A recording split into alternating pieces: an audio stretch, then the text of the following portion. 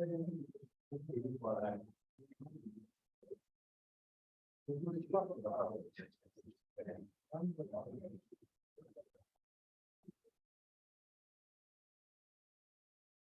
your name?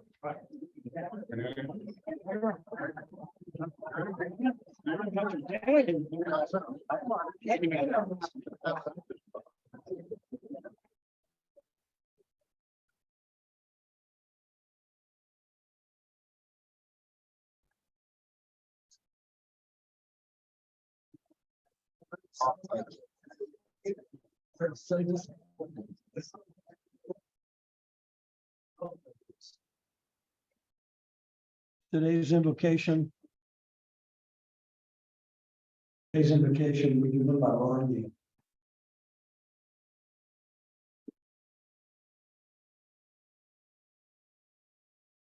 A spring prayer to welcome April. Please bow your heads. Dear Creator, we thank you for the wonderful meal we have shared and for the fellowship of Worcester Rotary. We gather, drawn upward by some hidden power. Life is cracking the crust of earth and bursting forth from limb and stem. Your aroma, O life giver, is upon the springtime wind, and we feel its power stirring deep within us. Green is your color, O God, the green of new life that lovingly transfigures earth's dreariness, long held prisoner by the icy web of winter's cold. Green up our hearts with hope in your perpetual promise of life. Send forth from our souls new shoots, fresh buds, eager to grow in your divine image. Carry us through the coming week as Rotarians with a renewed hope for our mission of service above self. In your name we pray. Amen.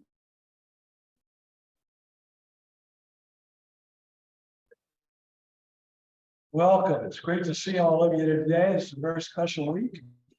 And now my item on the screen. What I'm going to do now, starting this week and going to the end of my term, I'm going to highlight one Wayne County veteran each week that actually has a mannequin in his uniform up in my museum. I feel it's time we start honoring individuals. Now, there's a lot of worthy ones that I don't have, so you're only going to see the ones that I got. And the first one highlighted here is my grandfather, Milton Long Sr. He served in World War I at Camp Sherman in Chillicothe, Ohio. As far as I can tell, he spent the last year of the war there repairing Indian motorcycles. At that time, our family was the Indian motorcycle dealership on South Market Street in Worcester. The Army had hundreds of Indian motorcycles at Camp Sherman, and they were used to carry messages from unit to unit. And when they drafted him to come and do that, about half of them didn't work on any given day. So he was pretty valuable. And the uniform in there is his actual uniform. It's 105 years old. So I thought I would do that.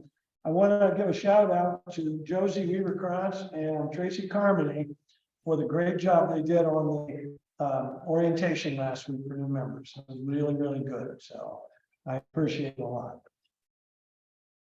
This time, Secretary Lynn and the Secretary's report. Thank you, President Greg, and I'm glad that's still up there. We all know Greg has a passion for Rotary, College of Worcester, youth baseball, many other things, Boy Scouts, but his passion for this museum really far extends beyond any of those. It's a new level of passion even for Greg and time and resources. And I had the privilege, as a matter of fact, it was the same day that Frank Relly went to visit his museum. I took my dad, who was an Air Force veteran, and you just realize that this is Greg's military home. And he tells you stories about folks like this. And it's just an amazing visit. So I would really encourage you to get on Greg's list to visit the museum, especially if you're a veteran or have a family member who's a veteran. It's well worth your time. Really want to thank Greg for what he's done for this museum and what he's done for the county.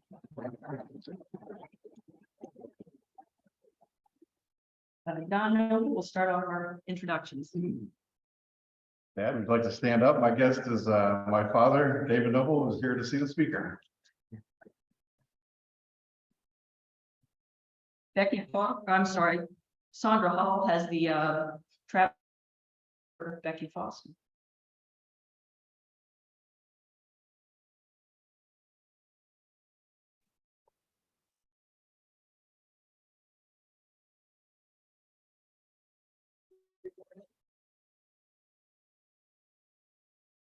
Good morning, everyone. This is my guest today, Daryl Mosley II. He is a businessman and entrepreneur in Orville, and he is on the Orville City Council. And Ron Holton. My guest is Dave Emerson. He's the executive director of Hillblow Watershed Land Trust. President Greg. By the way, the museum is a liberal of mine, but it's a very expensive hobby. Don't ever start with it, that's all I can say. Would Tiffany Kessler please come up to give her classification?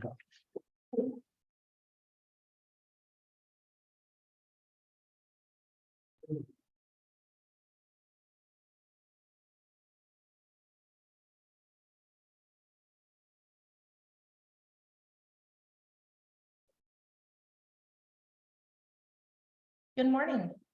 Thank you for allowing me to give my classification talk today.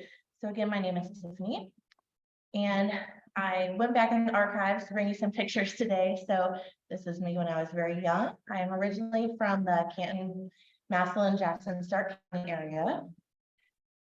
And after I grew up, I moved to Chicagoland area for about 10 years. So I went to school out there and lived out there for about a decade. And when I was out there, I went to school at a place called Moody. And for those of you that might be confused, it was confusing. We would have sweatshirts for college that would say Moody. And it was not because all the college students were Moody. The founder's name was D.L. Moody. Back in the 1800s, people would know who he is, and now he was less confusing, I suppose. So I lived and went to school out there. And when I was out there, I got involved in the community and did some volunteering. I was able to volunteer at a place called Cabrini Green, which doesn't really exist that much any longer. And at another place called Gads Hill Center, which is on the south side of Chicago. And being from Ohio, it was a pretty kind of learning and growing experience to get involved. And I really I started to have a passion for getting involved in the community and for mental health treatment. At the time also, I had been working in accounting and property management, and I decided to go to graduate school for counseling psychology. So I wanted to help people with felt needs, things that they were experiencing around mental health. And so I went to a place called Trinity. And Trinity is in Deerfield, Illinois. It's a northern suburb of Chicago. And this was back in the 90s, and the Chicago Bulls were very big in Chicagoland in the 90s. And for those of you that don't know, Deerfield is also the home of Michael Jordan. So across from my graduate school, he had like a big gate with like emblazoned like basketballs on his gate and things like that. So this was quite a raging place to be back then. So I also did some volunteering overseas and really just believe in helping people. Is what drew me to Rotary, is kind of the service aspect of things. And I'm grateful for that. So fast forward several decades, and this is my family currently. They're important people to me. So that is me, my husband, Mike, our oldest son, Michael. He is a junior in high school, so we're doing all the college visiting kind of things. He's heading into his senior year next fall. My son, Levi, who is in middle school, and my daughter, Hannah, who maybe you can see as a twinkle in her eye. She gives me a run for my money. She's also in middle school. And then that is our dog, Cara, who brings us lots of joy. So on any given day when I'm not here spending time with my family, my daughter's a softball player. So we're at softball practices and games. My son is a drummer, and thankfully we have the foresight to get electronic drum sets so he can put headphones on for those 2 or 3 hours he is practicing.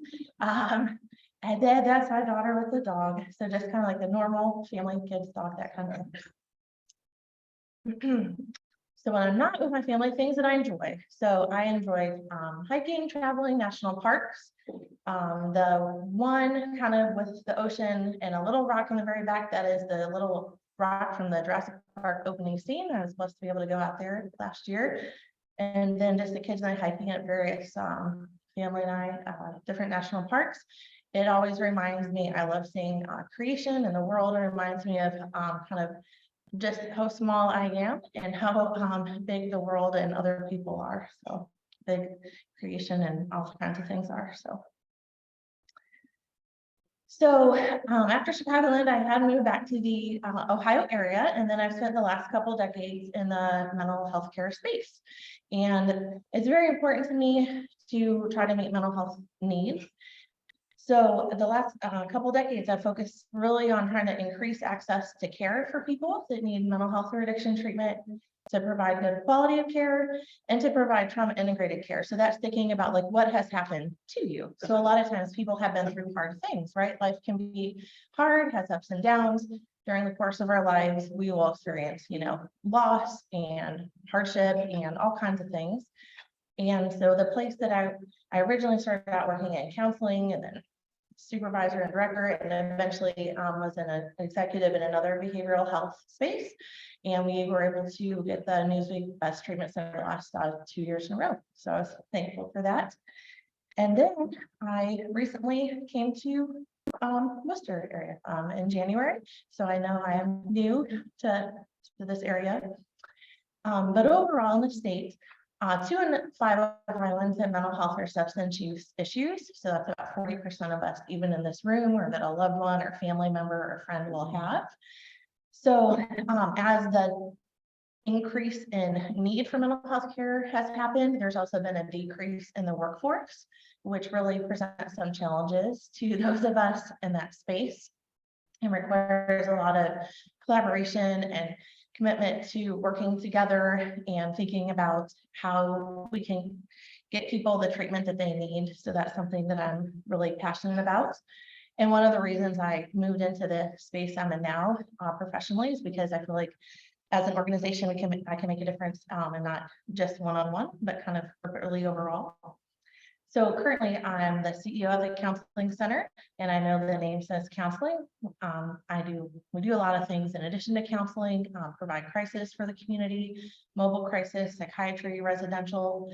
So there are some people in the community here that have such severe mental health needs, they can't take care of themselves, can't do activities of daily living, aren't able to have children or family or partners. And so it's really taking care of kind of like the least of these people that need a lot of support. So it's a good mission. I feel great about serving the community with 3 days. So I really appreciate everybody has been so welcoming, friendly, collaborative, helping me kind of get my sea legs in the area. So I'm really excited to work with everybody here and serve the community through Rotary.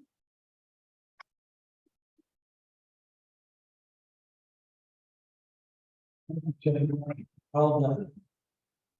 Well, welcome to all our guests today, Suji, Dave, of course, my old friend, and Daryl and Kate. We hope you enjoyed today's program in the fellowship Worcester Rotary. Today's speaker will be introduced by Simon Noble. Thank you, President Greg. Andy McDowell is the Western Reserve Land Conservancy's Vice President of Western Field Operations and liaison to farmland preservation relationships. He provides direction and leadership of land conservation's efforts in 12 counties. Andy, an environmental education graduate of Slippery Rock University in Pennsylvania, worked as a Pennsylvania Bureau of State Parks naturalist and as the Vice President of Exhibits and Building Operations for the Great Lakes Science Center in Cleveland before he joined Land Conservancy in 2006. He also worked as an adjunct professor at his alma mater, Mapp and Community College, where he instructed forestry and wildlife management courses. He also served 5 years as a firefighter/EMT with the Slippery Rock Volunteer Fire Company and Rescue Team, where he specialized in situations involving fast water rescue, search and rescue, wilderness medicine, and agricultural rescue. Andy grew up working on his family's farm in Western Pennsylvania, which has helped him establish solid relationships with farmers across Northern Ohio. Andy, his wife Jennifer, daughter Ashley 14, and son Duncan 12, so he's pretty busy obviously, lives in North Ridgeville, where they are very active in their 4-H club. McDowell is an avid outdoorsman who enjoys hunting, fishing, archery, canoeing, camping, and maintaining an antique farm all tractors. Please give a warm Worcester Rotary welcome to my friend.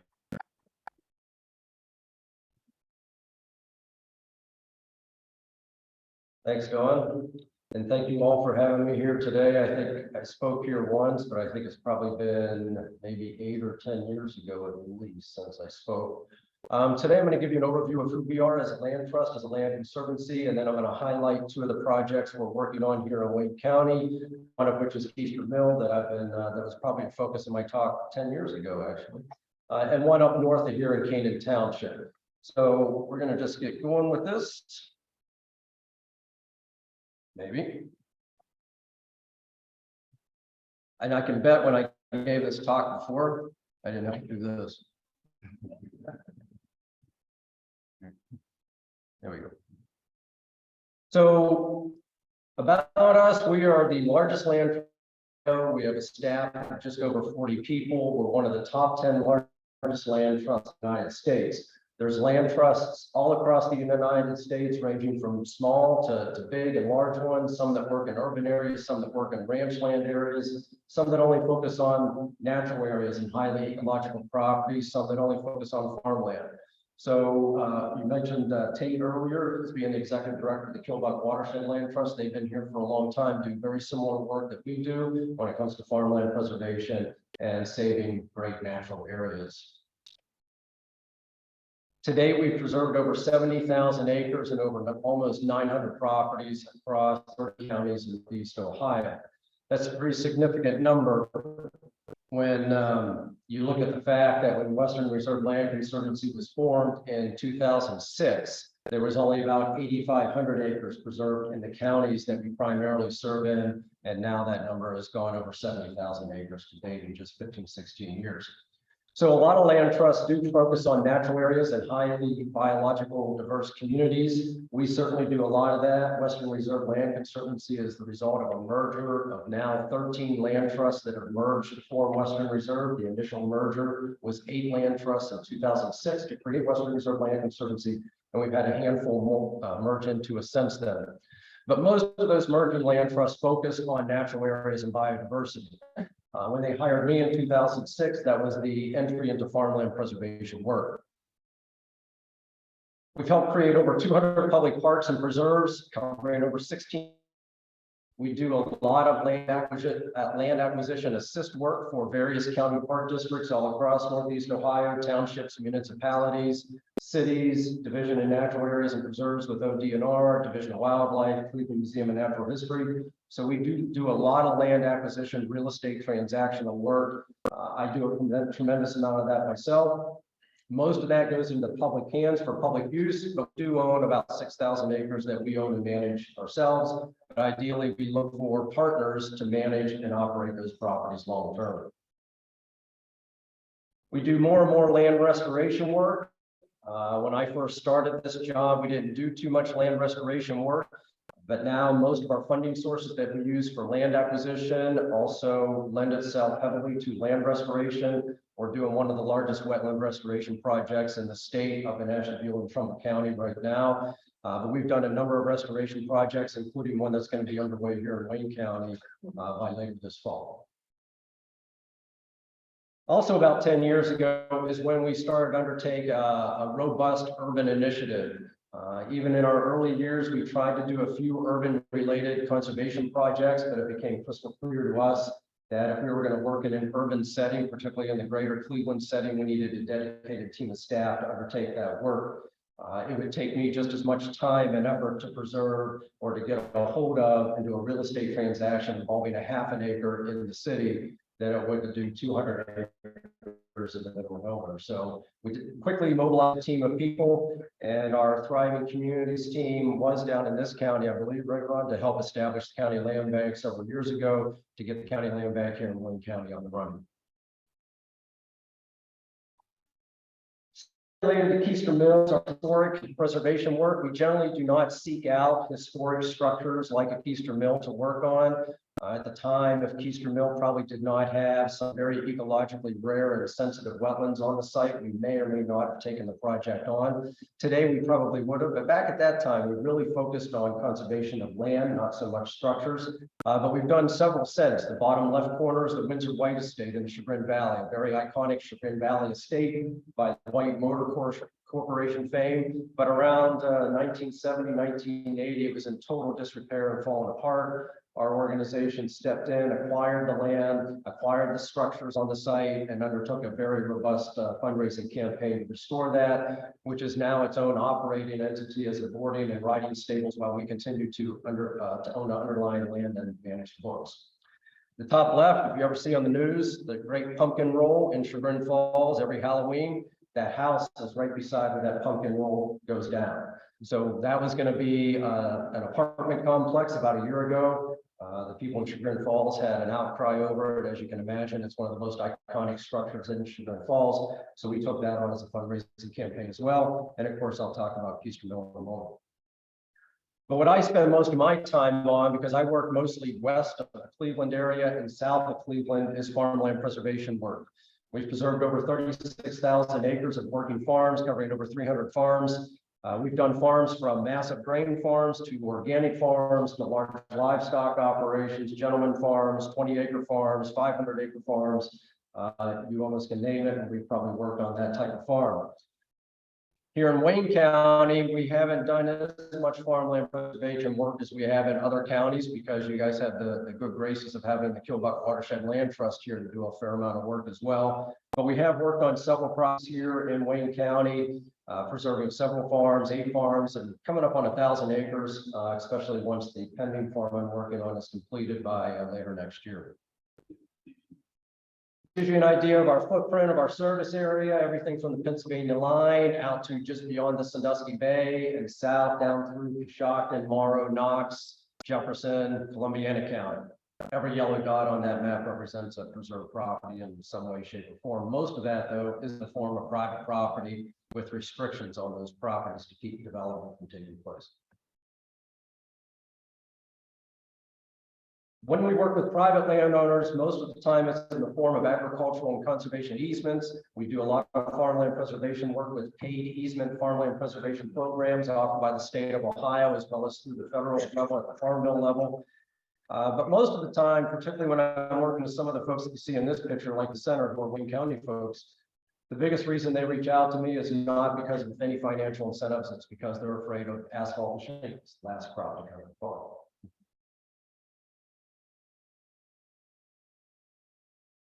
There are very lucrative tax incentives right now for preserving land through conservation and agricultural easements. For example, at the top left with the big green combine in there, they're about ready to go 3,000 acres of preserved land through conservation easements with me and our organization by the end of this year. The reason why they've done so much is because the tax incentives associated for doing it are very lucrative. They mean a lot to a lot of these folks. They can mean a lot to their bottom line, to their finances, to their tax bills. And they basically like to keep those tax incentives rolling. And we have 3 families right now that are probably pushing 15,000 acres just between the 3 of them with reserve farm. So Keister Mill is really what mostly got me into this county. I think that I told a number of people in this room on one-off get-togethers, oh, we're probably going to open it next year. And then next year comes, and I said, now we're going to open it next year. Now we're going to open it the year after that.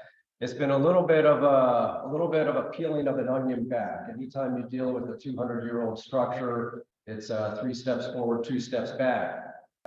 But the site sits on 15 acres. It's along a tributary to Killbuck Creek, like I mentioned earlier. It has a very rare and unique wetland ecosystem on it, not right where the mill sits, but on the adjacent land to it. It offers numerous state-listed species on it. One of the things that got us attracted to Keister Mill, and whenever Don mentioned I was a naturalist at a state park in Pennsylvania, it actually was one of them was a state park that operated a historic grist mill as its one of its main attractions. So I got to be very knowledgeable of old mills, how much they're worth, how they operate, their importance in our industrial and agricultural history. So when I saw Keister Mill, I initially fell in love with it. It's a very unique mill. Many of you in Wayne County don't know the historic gem you have. I mean, old mills are always cool. Everybody likes old mills. But when it comes to old mills, the one here in Wayne County is a very, very unique mill. It was operated commercially through the 1970s. One of the very rare things about a mill like this, most of them went out of business around the Depression era. Or industrialization took over. The Pillsbury's of the world basically put these smaller mills out of business. So to have one that operated through the 1970s commercially is pretty unique. This mill also has a connection to mills all across North America. There was a part manufactured that all mills needed, particularly grist mills. Mills that ground grain needed a very specific part to operate and move grain through their mills. Guy Keister, one of the original owners of this mill, engineered and built a machine that specialized in these, and it's kind of too complex to really describe what it is in a short conversation like this. But he shipped those mills, or those parts, custom built to every miller in North America that did order. You can kind of see in the bottom center picture there, the picture of an auger. Looks like an auger. The teeth on that auger is what he custom built and shipped all across North America. Powered by an 18-foot water wheel. Most of these old mills around the industrialization area, most of them either went out of business or the water wheels were replaced by water turbines. This would continue to operate an 18-foot wheel, and every foot of that wheel was in to operate the multifaceted aspects of that mill. Most mills operated one thing at a time. They were either a sawmill, they were a grist mill, they were a cider press, but this one having multiple aspects is very unique among mills. So this mill has multiple things that make it unique among mills. So it's a highlight for this county to have. From an acquisition standpoint, we closed on our acquisition in 2018 with almost 850,000, a combination of state funding and private contributions. There were numerous people, including folks in this room, Community Foundation, Jones Foundation, others that contributed to this. But I do have to point out one individual that, yes, the foundation certainly contributed to this project, but his passion also helped drive this project in our county, and that is the Noble Foundation dated back. His passion for this project also really kept it on track throughout all these years. I must point that out. Restoration funding, I thought it would be pretty secure at about 600,000. That didn't happen. This mill needed a lot of work. Every time we would take siding off or get into something, we find 3 new problems we didn't even know we had. Right now, we're in the final phases of getting the water wheel rebuilt and an old one tore out and a new one put in place. And once we get into where the water wheel goes, that'll be another peeling of an onion back. We are sure of that. So this is what it looked like when we finalized our acquisition and purchased it. I started working on this just for reference in 2012. It was very challenging to raise the funding to acquire this mill. Most of our conservation sources don't lend themselves to historic structures as an eligible project. They want to buy land and do conservation work. So it was quite challenging to get that money lined up. Then we entered the restoration phase, and it really started to go downhill quite significantly in the last few years before we started to tear roofs off and get to work on it. If you've ever been in the mill, the cider press room was about ready to actually collapse in on itself before we started replacing that roof, which is actually the photo where the red windows looking, or the bottom right picture there. So it was in pretty rough shape. That was a look at the site, probably early last summer is what the site looked like. So most of the structural work had been completed by the end of last summer. Probably our biggest undertaking was to try to figure out how to deal with restrooms and running water. For those of you who've been there know that most of the property is in a floodplain. We expect a lot of people to go through this site once it's up and running. When I worked at the other mill in Western Pennsylvania, it was definitely a tour bus and school bus central. They're very popular when it comes to tour groups. So we had to build a restroom type facility that we knew we could accommodate that need, which is beyond a standard septic system. This actually has a small class 1 wastewater treatment plant installed on site with working restrooms and running water. But it was quite an ordeal to get that in place. And quite expensive to do it, but I knew that now is the time because nobody wanted to put their name on a wastewater treatment plant later to try to fundraise for it. We tried to make as much of it handicap accessible as possible, but with a historic structure that could always be done in every spot. The garage that you see there is where the restrooms are. That is where the restrooms will be. You can see the water wheel on the outside on the bottom picture. That'll all be redone come early this summer. The rebuilding of that water wheel, like I said, is underway right now as we speak. The former owner, Rich Boyer, has been very generous with his time and effort on the mill, and he is rebuilding that water wheel right now. Then we'll get into tearing the old one out and redoing the enclosure in which all of that is located. And that'll be early this summer. When you walk into the mill, though, you won't notice a lot of difference. Yeah, the electrical's been redone, the lighting's all redone, some small changes in some of the rooms, but for the most part, we want it to be like you're stepping back in time. When you walk inside of that old mill and you see the pieces running, the machinery running, the belts turning, we want it to have the look and feel as it did if you walked into it in 1932 or 1922 or 1972. We want it to look the same as it did and operate the same as it did. Most of the issues with the structure were more structural, outside, roof, electrical, not as much on the interior.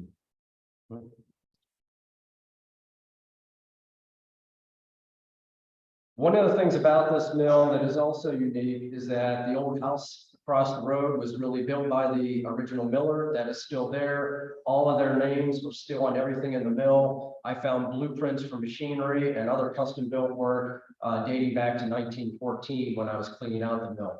There's so many little treasures in this mill. We really can't wait to get everybody down there once we can open it up, which right now what I'm telling people is when we open is when I have a working mill. That's when we're going to open. But loosely, early 2024 is what we're looking at.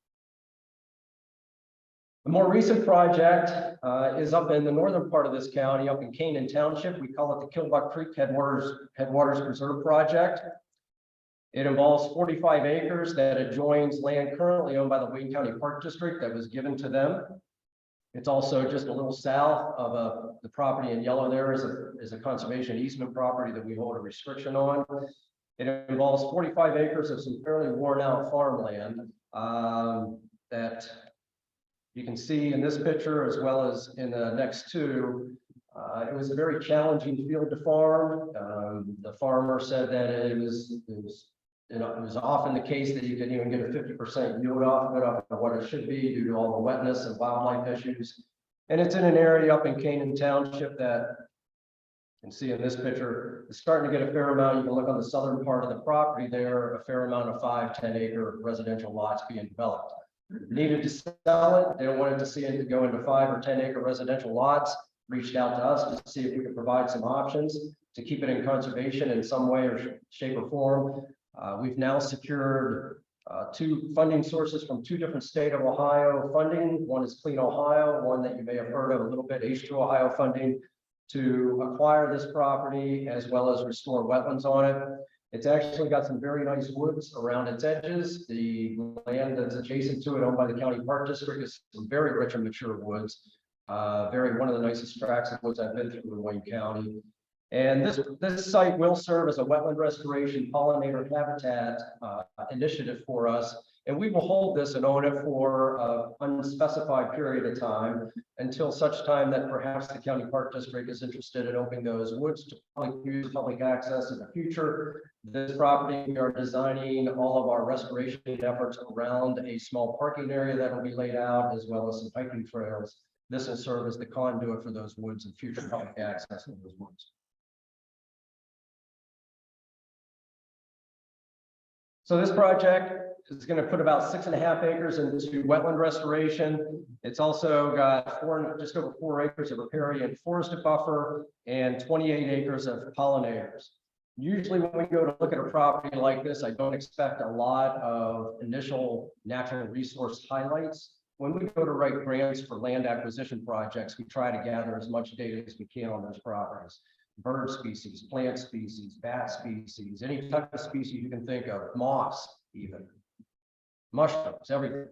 I wasn't expecting much with this property, but unusually so, it actually had 1 state listed bird species and numerous bat species that are already federally listed, 2 of which that have just joined the federal list in the past couple months.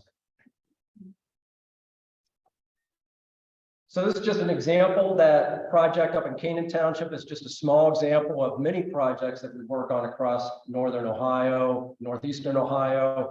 Just a couple quickly that I'm also working on. We're still finalizing a project along Main Street, Public Beach in Vermillion. I'm in the final stages of negotiating a purchase agreement on additional land on Kelly's Island. We've worked on Kelly's Island quite extensively over the years. It's one of my favorite places to have to go for work.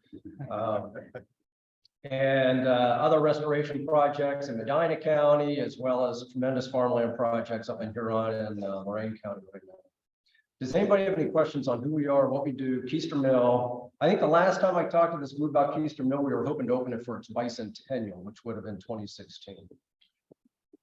So we're not waiting another 100 years. Sorry. Thanks for coming. On Keister, is there still a water source that will turn it, or are you gonna have to use the extra outside power source? No, it still has a water source that'll power it. We have the water diverted right now to keep the pond that's above the mill empty. We don't want, if we put water in that pond, then the water in the pond has to go somewhere. But right now, the pipe that would have connected the pond to the water wheel is torn out. The water, that pipe was rusted through. So we have to replace that entire sluice pipe that goes to the water wheel. So right now, the water's diverted. But once we take the diversion off, that pond will fill right back up.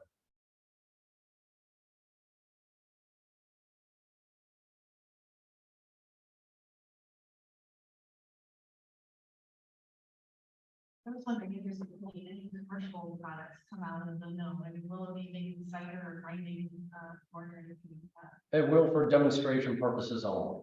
Now, that doesn't mean that we won't offer a cup of cider if somebody wants to drink it, but we're not going to operate it for commercial purposes and have to go through all the health department regulations in order to grind corn and cornmeal and flour and buckwheat and so on.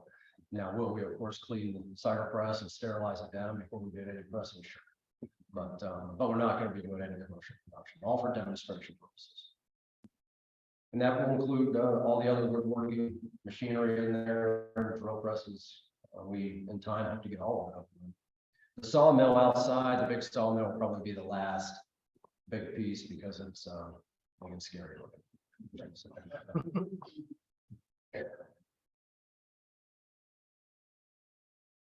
Any other questions?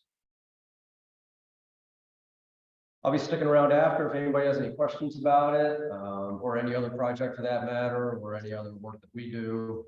Feel free to ask. Thank you.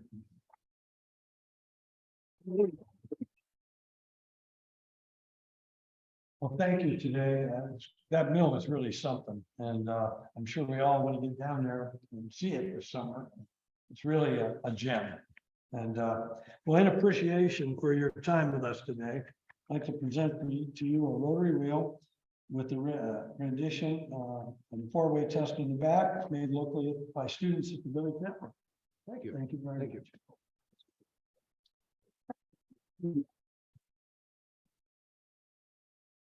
Well, we're pleased to have all the guests that we have today. Now, next week's program will be Dr. Graham Cochran, Associate Dean for Operations for the College of Food, Agriculture, and Environmental Sciences. And that should be very interesting. So please have a safe week, and we will see you next Monday. We stand adjourned.